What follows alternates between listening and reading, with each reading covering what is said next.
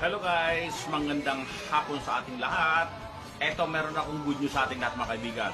Kaya doon sa mga nagmumuni-muni pa at sa mga nag-aalinlangan, kung yung iba na mga mapepera na kilala sa social media ay ginagrab ang opportunity ni Live Good, tayo pa kaya?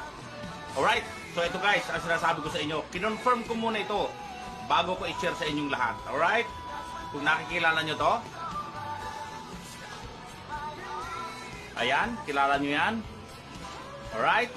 At ito pang isa. Yan. Kung kilala nyo yan guys.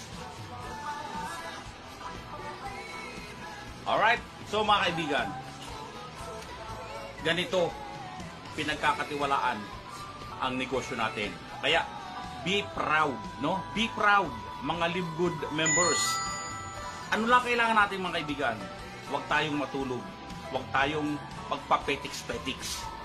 I-workout natin Live Good. Kung tayo nga, no? Kung tayo nga, mga mahirap, gumawa tayo ng ating mga magagawa natin na pwedeng baguhin ang buhay natin. Kasi yung mayayaman, nagtitiwala sa Live Good. Tayo pa kaya ng mga mahihirap? Ito ang chance natin para yumaman guys. Live Good.